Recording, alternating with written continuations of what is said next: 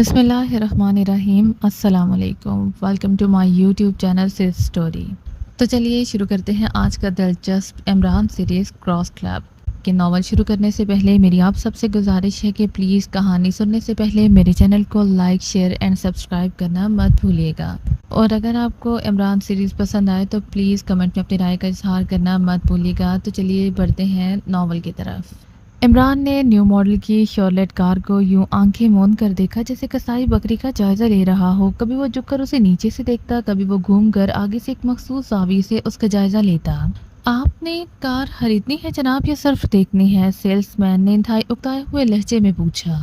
خریدنی بھی ہے اور دیکھنی بھی ہے۔ دیکھو میاں سیلس مین، ہماری آج تک شادی اس لیے نہیں ہو سکی کہ لوگ لڑکی نہیں دیکھتے، اور بغیر دیکھے ہم شادی کر نہیں سکتے۔ عمران نے منہ میں دبے ہوئے پان کی پیک سڑک کی طرف اچھالتے ہوئے جواب دیا۔ آپ لڑکی کو بھی اسی طرح دیکھتے ہوں گے جس طرح پچھلے 2 گھنٹوں سے اس کار کو دیکھ رہے ہیں، سیلس مین نے مسکراتے ہوئے کہا۔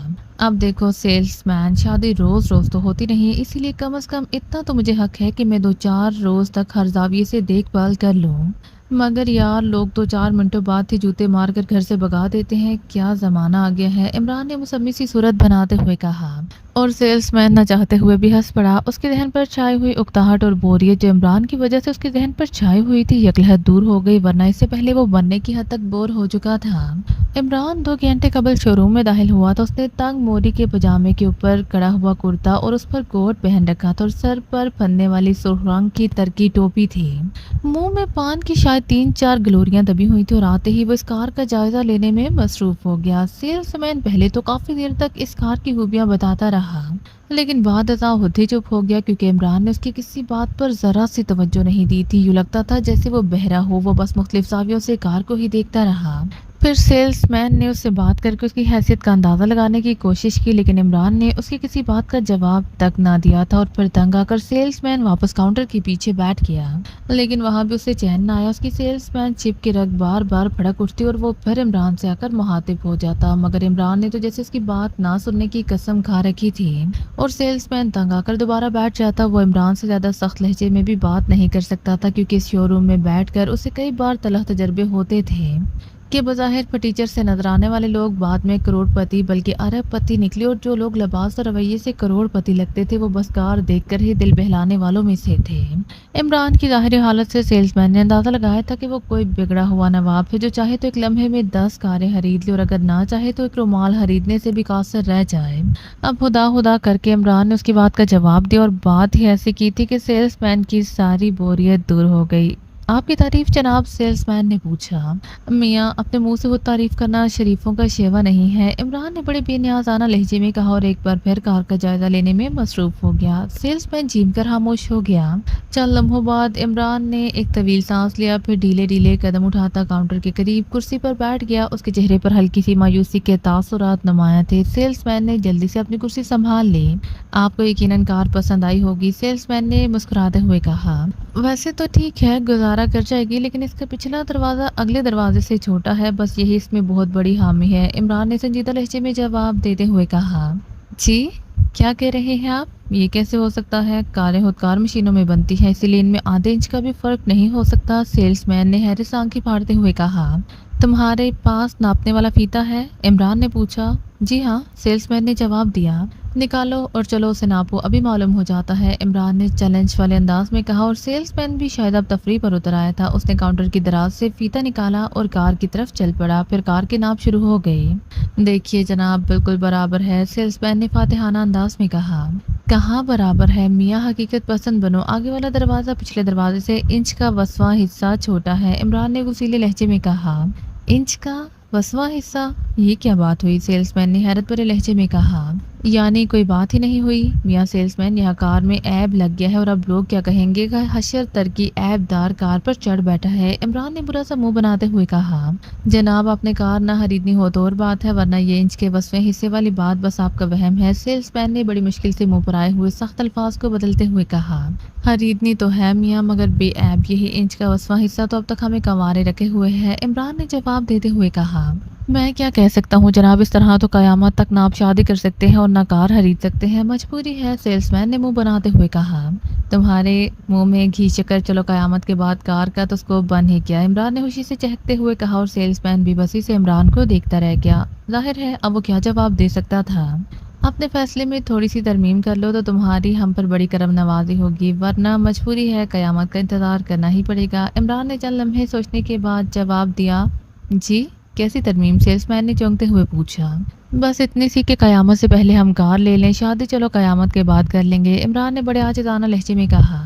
तो मैंने आपको कब मना किया है कार खरीदने से, सेल्समैन ने चौंकते हुए कहा। शुक्रिया शुक्रिया, आप जैसे लोगों की वजह से तो ये दुनिया कायम है, कितने मेहरबान लोग हैं आप, फरमाइए इस सैबदार कार की क्या कीमत पेश करूं, इमरान ने खुशी से उछलते हुए कहा। जी इस कार की कीमत सिर्फ 2 लाख रुपए है, सेल्समैन ने 2 लाख पर जोर देते हुए कहा। कोई रियायत नहीं हो सकती, देखो मियाँ 2 लाख की तो खैर कोई बात नहीं, मगर ये हर्फ ये शायद हमारे पास ना हो, इमरान ने बड़े मायूसाना लहजे में कहा। जी मैं 2 लाख रुपए ही तो कह रहा हूँ, सेल्समैन ने आंखें फाड़ते हुए कहा। मगर तुमने तो सिर्फ 2 लाख रुपए कहे हैं, बस इतनी रियायत कर दो कि 2 लाख ले लो और सिर्फ छोड़ दो, अल्लाह ताला तुम्हें जज़ाए खैर देगा, इमरान ने मस्कीन सा लहजा बनाते हुए कहा। ठीक है कर दी रियायत, सेल्समैन ने मुस्कुराते हुए जवाब दिया। उसकी आंखें खुशी से चमक उठी थी, उसे अपना भारी कमीशन जेब में पड़ा हुआ मालूम हो रहा था। शुक्रिया शुक्रिया, एक बार नहीं 1000 बार शुक्रिया, तुम बेफिक्र रहो, मैं तुम्हारे मालिक को बिल्कुल नहीं बताऊंगा कि तुमने मेरे साथ इतनी बड़ी रियायत कर दी है, इमरान ने कहा। फिर अपने कुर्ते के बटन खोले और अंदर पहनी हुई बुनियान के अंदरूनी जेब से एक फूलदार बटवा निकाला। बटवे को उसने बड़ी एहतियात से खोला, फिर उसमें से चेकबुक बाहर निकाली। सेल्समैन ने चेकबुक देखकर बुरा सा मुंह बना लिया, मगर खामोश रहा। इमरान ने एक चेक फाड़ा, फिर जेब से पेन निकालकर इस पर फर्म का नाम और 2 लाख रुपए की रकम लिखकर उसने लंबे सारे दस्तखत कर दिए और चेक बड़े मोहतबाना अंदाज में सेल्समैन की तरफ बढ़ा दिया। सेल्समैन ने चेक लिया, फिर उस पर बैंक का नाम पढ़कर उसने मेज पर रखे हुए टेलीफोन का क्रैडल उठाया और तेजी से नंबर डायल करने शुरू कर दिए। हेलो, मैं मोटर सेल से बोल रहा हूँ, अकाउंट नंबर 7440 की तरफ से 2 लाख का चेक हमें दिया गया है, आप इसके कैश होने की गारंटी देते हैं? सेल्समैन ने राब्ता कायम होते ही पूछा। क्या अकाउंट नंबर बताया आपने? मैनेजर ने चौंकते हुए पूछा। अकाउंट नंबर 7440, सेल्समैन ने गौर से चेक पर लिखे हुए अकाउंट नंबर को देखते हुए जवाब दिया। मोहतरम, इतना बड़ा नंबर तो शायद दुनिया के किसी भी बैंक में ना हो, हमारे बैंक में तो 2000 से ऊपर नंबर ही नहीं है, मैनेजर ने खुश्क लहजे में जवाब देते हुए कहा। शुक्रिया, सेल्समैन ने उसीले लहजे में कहा, फिर जोर से रिसीवर क्रैडल पर पटक दिया। उसे मैनेजर की बात सुनकर आग लग गई थी, वो समझ गया था कि वो किसी फ्रॉडी से टकरा गया है। हाँ वक्साया किया। माफ़ कीजिए, हम ये चेक नहीं ले सकते, अगर आप कैश रकम दे सकते हैं तो ठीक है, वरना तशरीफ ले जाइए, सेल्समैन ने चेक इमरान की तरफ फेंकते हुए बड़े तलख लहजे में कहा। क्यों, इस चेक की नाक बह रही है? इमरान ने भी जवाब में बुरा सा मुंह बनाते हुए कहा। बैंक में ये अकाउंट ही मौजूद नहीं है, कैश कहाँ से होगा? सेल्समैन ने नागवार लहजे में जवाब दिया। अकाउंट ही मौजूद नहीं है, ये कैसे हो सकता है? इमरान ने आंखें फाड़ते हुए कहा। अभी आपके सामने मैनेजर से बात हुई है, सेल्समैन ने उकताए हुए लहजे में कहा। मगर तुम तो 7440 नंबर अकाउंट की बात कर रहे थे, इमरान ने हैरत भरे लहजे में कहा। आपके चेक पर यह अकाउंट नंबर दर्ज है, सेल्समैन ने कहा और इमरान आंखें फाड़ फाड़ कर हाथ में पकड़े हुए चेक को देखने लगा। मगर इस चेक पर तो 1440 लिखा हुआ है, इमरान ने बड़बड़ाते हुए कहा। ये कैसे हो सकता है, मैंने खुद देखा है, ये देखिए 7 लिखा हुआ है, आप मुझे बेवकूफ़ समझते हैं, सेल्समैन ने उखड़े हुए लहजे में कहा। अच्छा तुम इसे 7 पढ़ रहे हो, भाई बहुत ज़्यादा पढ़े लिखे मालूम हो रहे हो, तभी तो सेल्समैन हो, अगर इतना ना पढ़े होते तो यकीनन इस शोरूम के मालिक होते। भाई ये 7 नहीं 1 है, ये 1 के साथ जो छोटी सी लकीर है ये तो दरअसल स्टार्टिंग पॉइंट है, इमरान ने सेल्समैन को समझाते हुए कहा। साफ 7 लिखा हुआ है, बहरहाल मैं ये चेक नहीं ले सकता, सेल्समैन ने जवाब दिया। फिर इससे पहले कि इमरान कोई जवाब देता, अचानक एक खुशपोश नौजवान शोरूम में दाखिल हुआ। उसे देखकर सेल्समैन जल्दी से खड़ा हो गया। क्या बात है अकरम, इस नौजवान ने सेल्समैन के करीब आकर पूछा। जनाब, ये साहब श्योरलेट खरीदना चाहते हैं, उन्होंने चेक दिया है जिस पर अकाउंट नंबर 7440 लिखा हुआ है, मैंने बैंक मैनेजर से बात की तो उसने कहा कि इस नंबर का अकाउंट ही नहीं है, और अब ये साहब कह रहे हैं कि ये 7 नहीं 1 है, बस 1 के साथ लकीर लग गई है, सेल्समैन ने कहा। दिखाइए मुझे, नौजवान ने इमरान के हाथ में पकड़े हुए चेक की तरफ बढ़ाते हुए कहा। क्यों दिखाऊं, आपने कोई चेक खरीदना है? इमरान ने हाथ पीछे करते हुए कहा। ये शोरूम के मालिक सेठ इसहाक हैं, सेल्समैन ने जल्दी से तारुफ कराते हुए कहा। सेठ इसहाक, अच्छा, इमरान ने एक झटके से उठते हुए कहा, फिर उसने यूं झुककर अदाब किया जैसे कोई मुकद्दस हस्ती सामने आ गई हो। चेक मुझे दिखाइए, सेठ इसहाक ने धीरे से मुस्कुराते हुए कहा, फिर इमरान के हाथ से चेक खुद ही अचक लिया। 7 भी हो सकता है और 1 भी आपकी तारीफ, सेठ इसहाक ने चेक से नजरें हटाते हुए पूछा। मुझे लोग हशर तरकी कहते हैं, इमरान ने अपना तारुफ कराते हुए कहा। अकरम दोबारा मैनेजर को टेलीफोन करो, मैं खुद बात करता हूँ, सेठ इसहाक ने कुर्सी पर बैठते हुए कहा। वो दिलचस्प नजरों से इमरान का जायजा ले रहा था, जो कुर्सी पर इस तरह शर्माया हुआ बैठा था जैसे बार दिखावे के लिए आया बैठा हो। सेल्समैन ने बड़ी फुर्ती से नंबर मिलाए, फिर राब्ता कायम होते ही रिसीवर सेठ इसहाक की तरफ बढ़ा दिया। मैं मोटर सेल्स से सेठ इसहाक बोल रहा हूँ, सेठ इसहाक ने कहा। जी फरमाइए, दूसरी तरफ से मैनेजर ने बात करते हुए कहा। आपके बैंक में जनाब हशर तरकी साहब का अकाउंट है, सेठ इसहाक ने पूछा।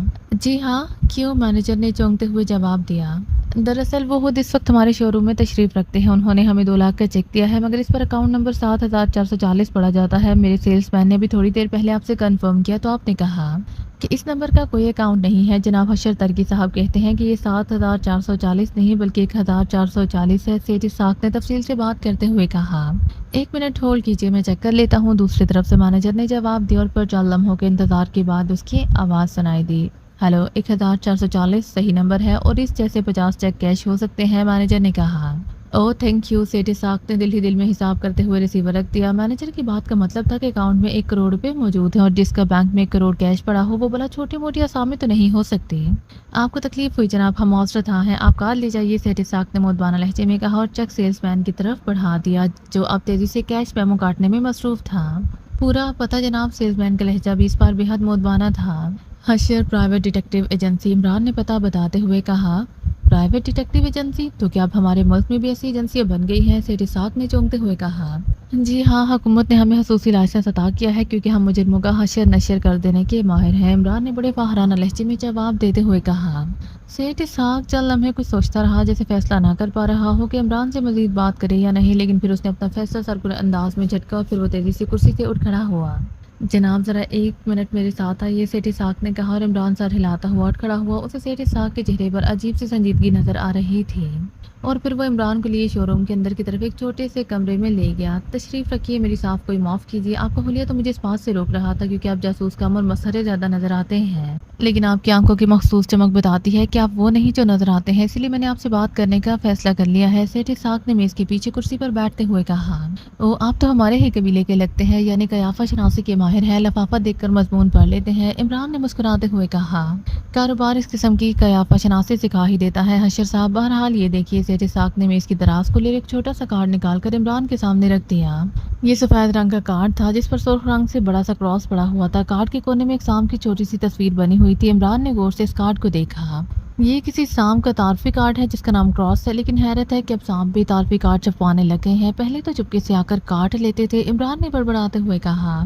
सेठ इसहाक ने बुरा सा मुंह बनाते हुए कार्ड उठाकर वापस दराज में रखा, फिर वो एक झटके से उठ खड़ा हुआ। तशरीफ रखिए और कार ले जाइए, ये आपके बस का रोग नहीं है, सेठ इसहाक ने हतलवसा लहजे को नरम रखने की कोशिश करते हुए कहा। उसे शायद इमरान के फिक्रे से बेहद मायूसी हुई थी।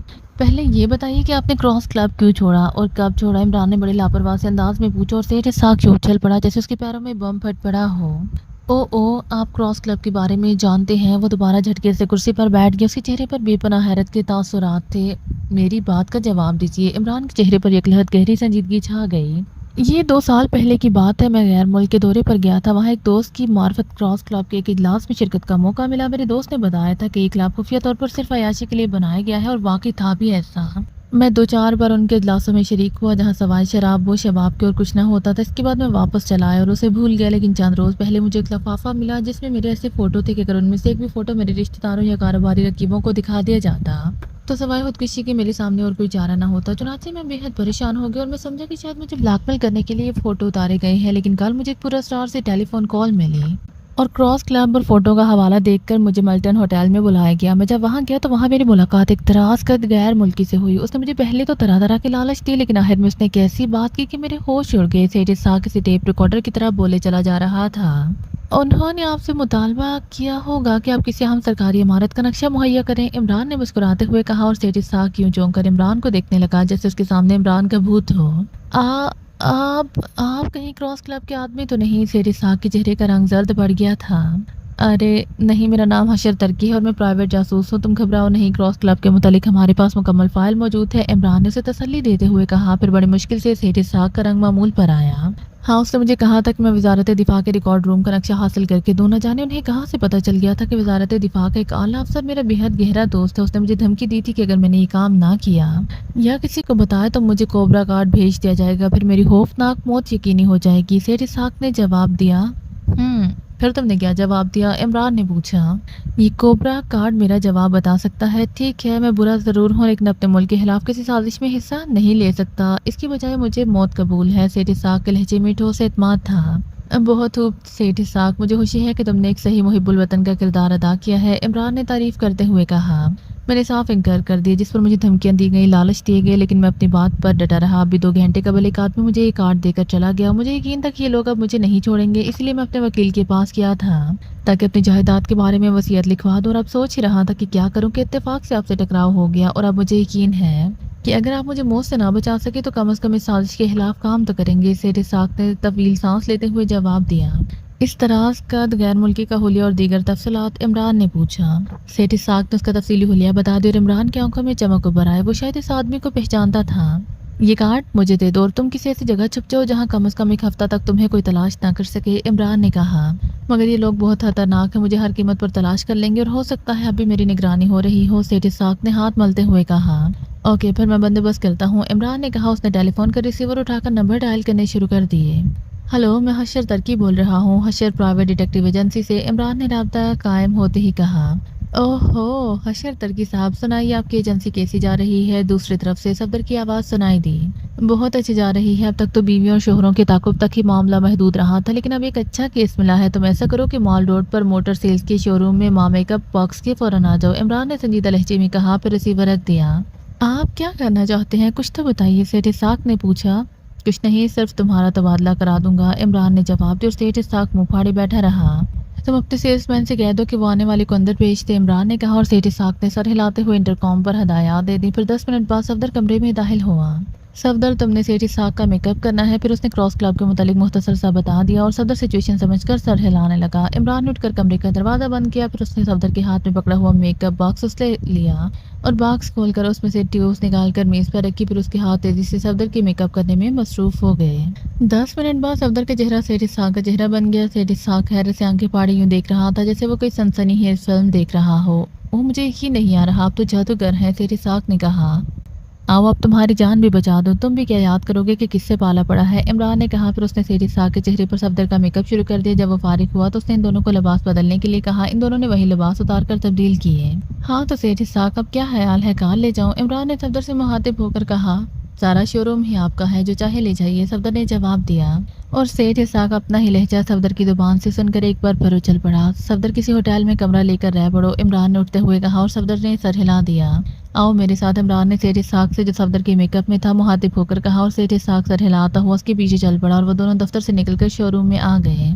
कार ले जाऊं जनाब सेल्समैन साहब, इमरान ने सेल्समैन से मुखातिब होकर पूछा। जनाब, मैंने पेट्रोल और मोबाइल ऑयल डाल दिया है, कार तैयार है, सेल्समैन ने मुतबाना अंदाज में खड़े होते हुए कहा। फिर चाबियों का सेट दराज से निकालकर इमरान की तरफ बढ़ा दिया।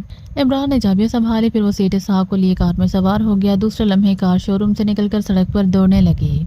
सेल्समैन सेठ इसाक को पहचानने से कासिर रहा था, इसलिए सेठ इसाक के चेहरे पर गहरा इत्मीनान था। अब मैंने क्या करना है, सेठ इसाक ने पूछा। मैं तुम्हें होटल हिल्टन में उतार देता हूँ, वहाँ एक कमरा बुक करा लेना। बस तुमने सिर्फ एक काम करना है कि जब भी वो गैर मुल्की तुम्हें नजर आए, तुमने फ़ोन पर 0302 पर टेलीफोन करके सिर्फ इतना कह देना है कि माल आ गया है, इमरान ने हिदायत देते हुए कहा। और सेठ इसाक ने सर हिला दिया। चल लम्हों बाद इमरान ने होटल हिल्टन के सामने गाड़ी रोक दी और सेठ इसाक को कार से उतारा। फिर कार लेकर आगे बढ़ता चला गया। उसके चेहरे पर बेपनाह संजीदगी थी। ये बस इत्तेफाक ही था कि सेठ इसाक ने उससे क्रॉस क्लब की बात कर दी थी। इमरान क्रॉस क्लब के मुतालिक जानता था कि ये खौफनाक बैनुल-अक़वामी तंजीम है जो हमराजों की चोरी का धंधा करती है। और जाहिर है कि वजारत दिफा की इमारत का नक्शा हासिल करने का मतलब यही था कि इस पर वो किसी दिफाई राज के हसूल के लिए काम कर रहे हैं। अगर इमरान हशर डिटेक्टिव एजेंसी के लिए कार लेने मोटर सेल्स पर ना जाता तो शायद उसे क्रॉस क्लब के मुतालिक इत्तला ही ना मिलती, क्योंकि ये तंजीम इत्तलात के मुताबिक इंतहाई खुफिया तरीके से काम करती है और लोगों को ब्लैकमेल करके अपना काम निकाल लेती है। और जाहिर है कि हर शख्स सेठ इसाक की तरह जुर्रतमंद और मुहिब्बुल वतन तो नहीं होगा। सेठ इसाक ने जिस तराज का गैर मुल्की का हुलिया बताया था, वो क्रॉस क्लब का मखसूस एजेंट मास्टर बलगराम थे, इंतहाई खतरनाक और चालाक शख्स जो पूरी दुनिया की खुफिया एजेंसियों को मतलूब था। लेकिन सवाए एक बार कि जब वो शुगरान सीक्रेट सर्विस के हाथों में फंसा था और किसी ने उसकी परछाइयां भी ना देखी थी। और इमरान को भी क्रॉस क्लब के मुतालिक और मास्टर बलग्राम के हुलिये की तफसीलात शुगरान ने ही मुहैया की थी। टेलीफोन की घंटी बजते ही कमरे में बैठे हुए शख्स ने बड़ी फुर्ती से रिसीवर उठा लिया। यस मास्टर स्पीकिंग, इस शख्स ने क्रख्त लहजे में कहा। बास राडनी स्पीकिंग। सेठ इसाक अपने वकील के पास गया, फिर वापस अपने शोरूम में आ गया, जहां उसने एक कार फरोख्त की। फिर सेल्समैन को छुट्टी देकर उसने शोरूम बंद किया और खुद वापस अपनी कोठी जाने के बजाय होटल शोबरा में कमरा नंबर 222 बुक करा लिया है। अब वो इसी कमरे में मौजूद है। दूसरी तरफ से मुदबाना लहजे में रिपोर्ट देते हुए कहा, होटल शोबरा में छुप कर वो ये समझता है कि वो हमारी नज़रों से छुप जाएगा। मास्टर ने बड़े तंजिया लहजे में जवाब दिया, अब उसके बारे में क्या हुक्म है, क्या उसका झटका कर दिया जाए? दूसरी तरफ से राडनी ने पूछा, झटका तो बहरहाल उसका होना ही है, क्योंकि उसे कोबरा कार्ड भिजवाया जा चुका है। लेकिन अब मेरे जहन में एक और तजवीज़ आ रही है, मास्टर ने कुछ सोचते हुए कहा। वो क्या मास्टर? राडनी ने चौंक कर पूछा। तुम ऐसा करो कि मार्कोइस को बुला लो और सेठ को होटल से अगवा करके हेडक्वार्टर यहाँ मेरे पास ले आओ। मार्कोइस का कदोकामत इस सेठ से मिलता जुलता है और मार्कोइस मुकामी ज़ुबान और लहजे पर पूरा अबूर रखता है, इसलिए मैं चाहता हूँ कि मार्कोइस को सेठ इसाक का रूप देकर उसके जरिए वो नक्शा हासिल किया जाए। मास्टर ने जवाब दिया, ओह गुड आइडिया मास्टर, मैं मार्कोइस को बुला लेता हूँ और उसे पिस्तौल की नोक पर अभी आपके पास पहुँच जाता हूँ। राडनी ने खुश होते हुए कहा, ओके, लेकिन काम इंतहाई एहतियात से होना चाहिए। मास्टर ने कहा, फिर रिसीवर रख दिया। रिसीवर रखकर उसने मेज़ के किनारे पर लगा हुआ एक बटन दबा दिया। दूसरे लम्हे कवि हैकल नौजवान दरवाजे में नमूदार हुआ। माइकल, गेट पर इत्तला कर दो कि राडनी और मार्कोइस एक आदमी को अगवा करके लेकर आ रहे हैं, उन्हें आने दिया जाए और इस आदमी को डॉक रूम में पहुंचा दिया जाए। मास्टर ने आने वाले से मुखातिब होकर कहा, ओके मास्टर, हुक्म की तामील होगी। माइकल ने सर झुकाते हुए कहा, पर तेजी से वापस मुड़ गया। मास्टर ने उसके जाने के बाद मेज़ पर पड़ी हुई किताब उठाई और उसके मुताले में मसरूफ़ हो गया। अभी उसने चंद ही सतरें पड़ी होंगी कि कमरे में एक तेज सीटी की आवाज़ गूंजी। मास्टर ने चौंक कर किताब मेज़ पर फेंकी, तेजी से उठकर कमरे की दीवार में लगी हुई अलमारी की तरफ बढ़ता चला गया। सीटी की आवाज़ उसी अलमारी में से निकल रही थी। मास्टर ने अलमारी खोली और उसके खाने में रखा हुआ एक बड़ा सा ट्रांसमीटर उठाकर मेज़ पर रखा। फिर उसने इसका एक बटन दबाया। बटन दबते ही सीटी की आवाज़ गायब हो गई। चंद लम्हे ऐसी आवाज़ें निकलती रहीं जैसे समंदर की लहरें चट्टानों से टकरा रही हों। फिर एक चीखती हुई आवाज़ इन आवाज़ों पर गालिब आ गई, hello chief master, cross club speaking over. बोलने वाले का लहजा काट खाने वाला था। Yes master Balgram from Pakishia speaking over. Master Balgram ने धाई मोदबाना लहजे में जवाब देते हुए कहा, क्या रिपोर्ट है मास्टर? ओवर। दूसरी तरफ से उस लहजे में सवाल किया गया। सर, काम जारी है।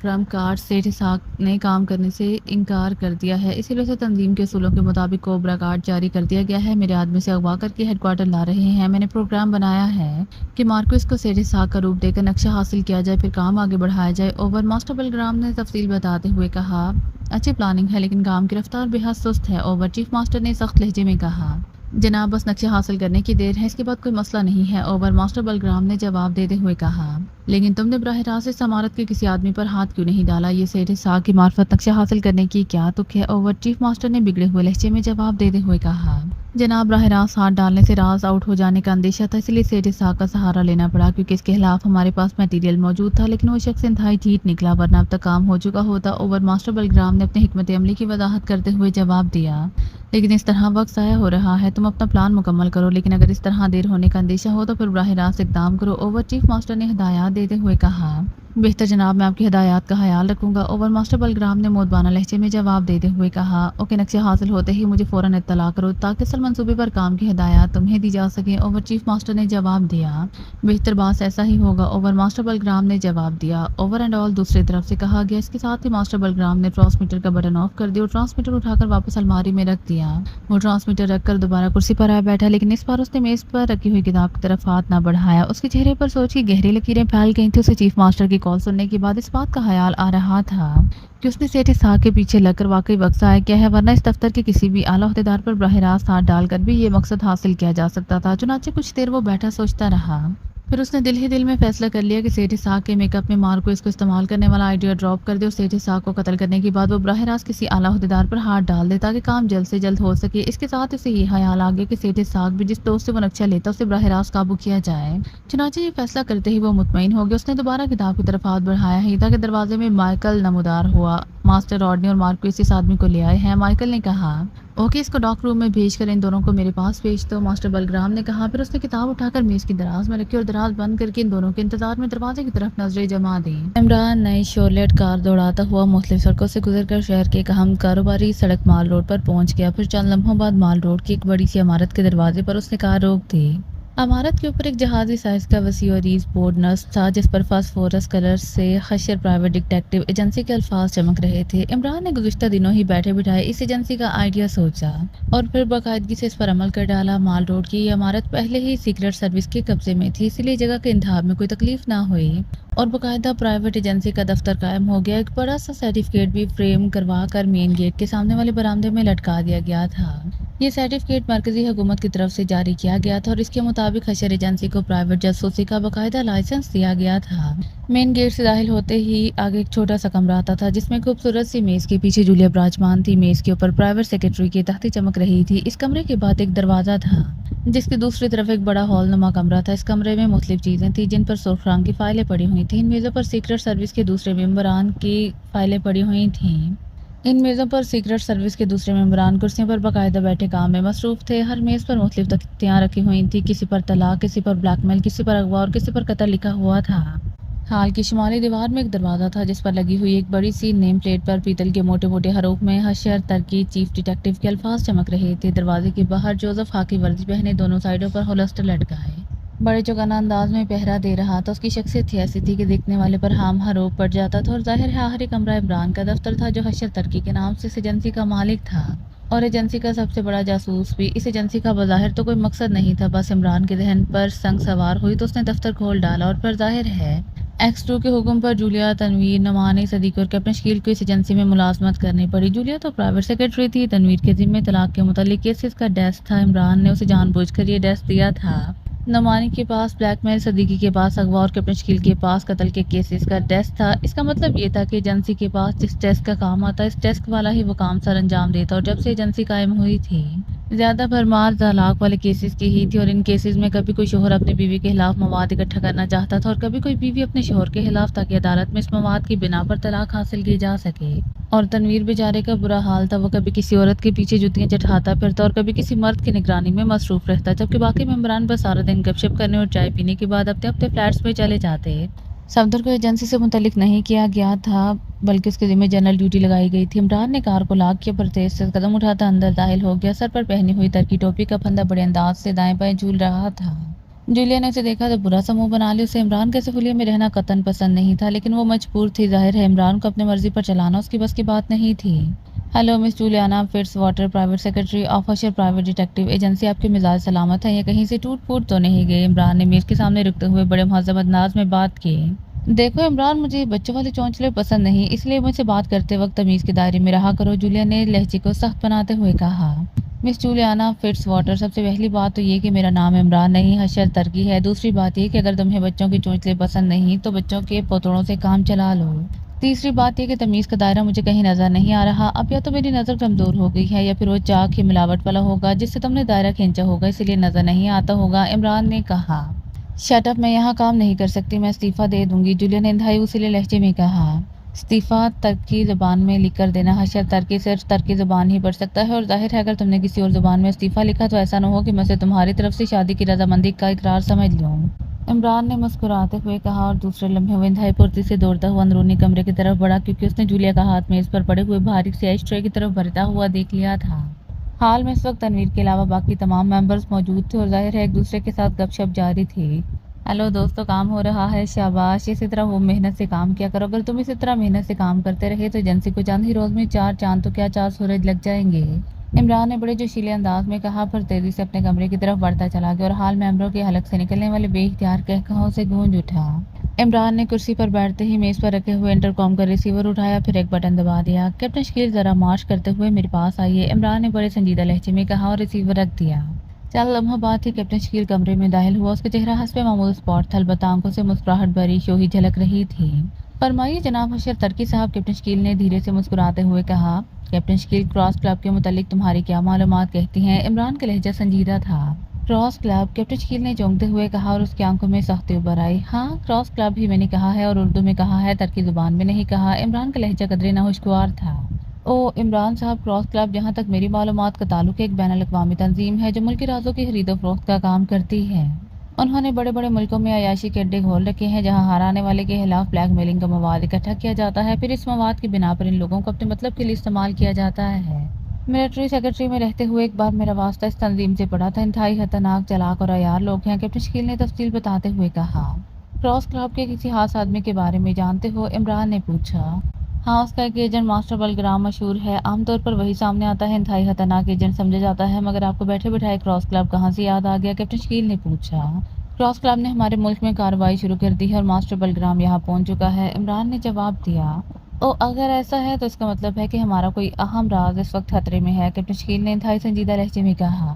اور پھر عمران نے سیٹھ اسحاق سے ہونے والی گفتگو مختصر طور پر بتا دی، اس کے ساتھ ہی صفدر کے متعلق بھی بتا دیا۔ صفدر اس وقت کون سے ہوٹل میں ہے؟ کیپٹن شکیل نے چونکتے ہوئے پوچھا۔ میں نے اسے کسی خاص ہوٹل میں جانے کے لیے نہیں کہا تھا، کسی نہ کسی ہوٹل میں ہوگا، وہ خود ہی فون کرے گا، عمران نے جواب دیا۔ عمران صاحب، صفدر اس وقت شدید خطرے میں ہے کیونکہ کوبرا کارڈ جاری ہونے کے بعد وہ پہلی فرصت میں ہی شکار کا خاتمہ کر دیتے ہیں، کیپٹن شکیل نے سنجیدہ لہجے میں کہا۔